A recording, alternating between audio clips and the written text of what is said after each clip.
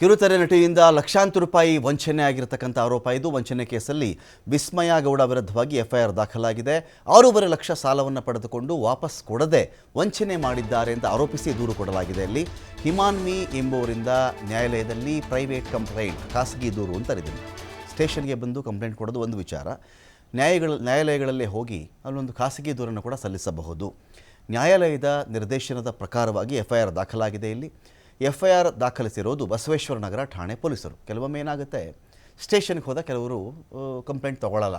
ಇದೆಲ್ಲ ಬಿಡಿ, ರಾಜಿ ಮಾಡ್ಕೊಳ್ಳಿ, ಮಾತಾಡ್ಬಿಡಿ ಅಂಥೇಳಿ ಕೆಲವು ಸ್ಟೇಷನ್ಗಳು ಏನು ಮಾಡಿಬಿಡ್ತವೆ ಅಂತ ಹೇಳಿದ್ರೆ, ಅವರೇ ನ್ಯಾಯಾಲಯದ ರೀತಿಯಲ್ಲಿ ಅವ್ರನ್ನ ಸಮಾಧಾನ ಮಾಡೋದೋ, ಸಾಗ್ ಹಾಕೋದೋ, ರಾಜಿ ಪಂಚಾಯಿತಿ ಕಟ್ಟೆ ಮಾಡೋದೋ ಮಾಡಿಬಿಡ್ತಾರೆ. ಅದಕ್ಕೆ ಕೆಲವರು ಏನು ಮಾಡ್ತಾರೆ, ಸ್ಟ್ರೈಟ್ ಅವೇ ಪ್ರೈವೇಟ್ ಕಂಪ್ಲೇಂಟ್ ದಾಖಲು ಮಾಡಿಬಿಡ್ತಾರೆ. ಕೆಲವರು ಈ ಥರ ನನಗೆ ವಂಚನೆ ಆಗಿದೆ, ಮೋಸ ಆಗಿದೆ, ಮೋರವರು ಇದು ಹಣಕಾಸಿನ ವಿಚಾರ ಆಗಿರೋ ಕಾರಣದಿಂದಾಗಿ ಅಲ್ಲಿ ಹೋಗ್ತಾರೆ. ಆ ನಂತರದಲ್ಲಿ ಕೋರ್ಟ್ನ ಕಡೆಯಿಂದ ಬಸವೇಶ್ವರ ನಗರ ಪೊಲೀಸ್ ಠಾಣೆಗೆ ಹೋಗಿ ಎಫ್ಐಆರ್ ದಾಖಲಿಸಿ ಅಂತೇಳಿ ಆದೇಶ ಬಂದಿದೆ. ಆ ಪ್ರಕಾರ ಇಲ್ಲಿ ಕಂಪ್ಲೇಂಟ್ ಕೂಡ ದಾಖಲಾಗಿದೆ.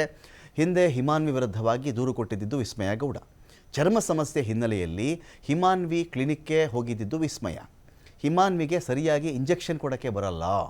ಹಿಮಾನ್ವಿ ಅವರ ಕ್ಲಿನಿಕ್ನಲ್ಲಿ ಯಾರೂ ನರ್ಸ್ಗಳೇ ಇಲ್ಲ.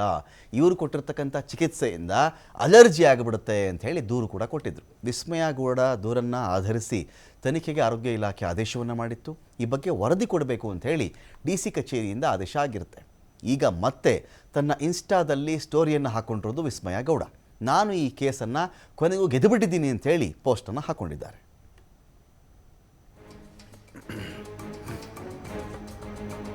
ಡೀಟೇಲ್ಸ್ಕೊಳ್ಳಿಕ್ಕೆ ಸಂತೋಷ್ ಪಟೇಲ್ ಇದ್ದಾರೆ. ಸಂತೋಷ್ ಪಟೇಲ್, ಈಗ ಒಂದು ದೂರಿಗೂ ಇವ್ರದ್ದೇನೋ ಚರ್ಮದ ಅಲರ್ಜಿಗೂ 6.5 ಲಕ್ಷ ರೂಪಾಯಿ ದುಡ್ಡಿಗೂ ಇವ್ರಿಗೆ ಇಂಜೆಕ್ಷನ್ ಕೊಡೋಕ್ಕೆ ಬರಲ್ಲ, ನರ್ಸ್ಗಳೇ ಇಲ್ಲ ಅನ್ನೋ ಆರೋಪಕ್ಕೂ ಯಾವ ಥರ ಇಲ್ಲಿ ಹಣ ಹೇಗೆ ಎಂಟ್ರಿ ಆಗಿದ್ದಿಲ್ಲ? 6.5 ಲಕ್ಷ ಹಣ ಎಂಟ್ರಿ ಆಗಿರೋದು ಹೇಗೆ?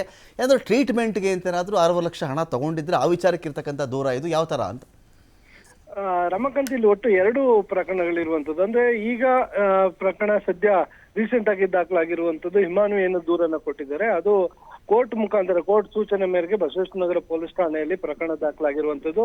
6.5 ಲಕ್ಷ ಹಣವನ್ನ ತೆಗೆದುಕೊಂಡು ವಾಪಸ್ ಕೊಡ್ತೀನಿ ಅಂತೇಳಿ ಪೋಸ್ಟ್ ಡೇಟೆಡ್ ಚೆಕ್ ಅನ್ನ ಹಾಕಿ ಚೆಕ್ ಅನ್ನ ಕೊಡ್ತಾರೆ. ಆ ಚೆಕ್ ಬೌನ್ಸ್ ಆಗಿದೆ ಮತ್ತು ಹಣವನ್ನು ಕೊಡದೆ ಸಬೂಬನ್ನ ಹೇಳ್ಕೊಂಡು ಬರ್ತಾ ಇದ್ದಾರೆ ಅಂತ. ಇನ್ನೊಂದು ಪ್ರಕರಣವನ್ನು ಗಮನಿಸಿದ್ರೆ, ಈ ಹಿಂದೆ ಈಕೆ ಏನು ದೂರದಾರ ಈಗ ಹಿಮಾನ್ವಿ ಏನಿದ್ರೆ ಆಕೆದೊಂದು ಚರ್ಮದ ಕ್ಲಿನಿಕ್ ಇದೆ, ಆಕೆ ಅಲ್ಲಿ ಅದಕ್ಕೆ ಟ್ರೀಟ್ಮೆಂಟ್ ಅನ್ನ ಕೊಡ್ತಾ ಇದ್ರು. ಈ ಹಿಂದೆ ವಿಸ್ಮಯ ಗೌಡ ಅಲ್ಲಿ ಹೋದಂತ ಸಂದರ್ಭದಲ್ಲಿ ಸರಿಯಾದ ರೀತಿ ಇಂಜೆಕ್ಷನ್ ಕೂಡ ಕೊಡ್ಲಿಕ್ಕೆ ಬರ್ಲಿಕ್ಕಿಲ್ಲ, ಒಬ್ಳೇ ಇರುವಂತದ್ದು, ಯಾವುದೇ ನರ್ಸ್ಗಳಿಲ್ಲ. ಈ ರೀತಿಯಾಗಿ ಆರೋಪವನ್ನು ಮಾಡಿ ಅವರು ಆರೋಗ್ಯ ಇಲಾಖೆಗೆ ಸಂಬಂಧಪಟ್ಟ ಕ್ರಮ ತೆಗೆದುಕೊಳ್ಬೇಕು ಅಂತೇಳಿ ಒಂದು ದೂರನ್ನ ಬರೆದಿರ್ತಾರೆ. ದೂರಿನ ಅನ್ವಯ ಕೂಡ ಪ್ರಕರಣ ದಾಖಲಾಗಿ ಅವರ ವಿರುದ್ಧ ಕ್ರಮವನ್ನು ಕೂಡ ಕೈಗೊಂಡಿರ್ತಾರೆ. ಸೊ ಅದಕ್ಕೂ ಇದರ ನಡುವೆ ಏನಾದ್ರೂ ಇಬ್ಬರ ನಡುವೆ ವೈಮನಸ್ಸು ಬಂದಿತ್ತಾ ಅನ್ನೋದು ಇಲ್ಲಿ ಮೊದಲನೇ ಪ್ರಶ್ನೆ. ಇಲ್ಲಿ ಇನ್ನೊಂದೇನಂತ ಹೇಳಿದ್ರೆ, ಈಕೆ ದೂರು ಕೊಟ್ಟಿದ್ದಾಳೆ ವಿಸ್ಮಯ ಗೌಡ ಏನು ಆರೋಗ್ಯ ಇಲಾಖೆಗೆ, ಇದಕ್ಕೂ ಮೊದಲು ಹಿಮಾನ್ವಿ ಬಳಿ ಹಣವನ್ನ ಇಸ್ಕೊಂಡಿದ್ಲ, ಇಲ್ಲ ಅದಾದ ನಂತರ ಹಿಮಾನ್ವಿ ಹತ್ರ ಹಣದ ವ್ಯವಹಾರವನ್ನ ಮಾಡಿದ್ರ?